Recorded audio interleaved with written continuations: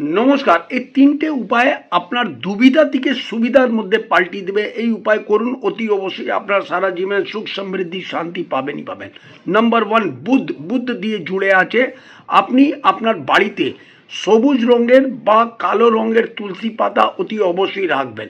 যাদের বুধ খারাপ হয় তাদের কি হবে দেখবেন, তুলসী গাছ অতি অবশ্যই শুকিয়ে যায়। কিন্তু আপনারা চিন্তা করবেন না, আবার পাল্টি নতুন কিছু লাগাতে থাকবেন। সর্বদা বাড়িতে তুলসী গাছ রাখা উচিত। 2 নম্বর হলো আপনার বৃহস্পতির সঙ্গে যেটা যুক্ত হচ্ছে, আপনি আপনার ঠাকুর স্থানে সর্বদা পেতলের বাসনে বা রূপোর বাসনে অতি অবশ্যই গঙ্গা জল রেখে নিজের মন্দিরে সর্বদা আপনারা রাখবেন। আপনার বাড়িতে সুখ সমৃদ্ধি আসবেই যাবে। 3 নম্বর হলো অমাবস্যাতে আপনারা ঝাড়ু অতি অবশ্যই কিনবেন, নিজের ঘরের জন্য ব্যবহার করার জন্য। যখনই কিনবেন অমাবস্যাতে কিনবেন, আর বছরে একবার বা দুবার অমাবস্যাতে ঝাড়ু কিনে আপনারা মন্দিরে দান দিন, আপনার লাইফ ভালো হবে।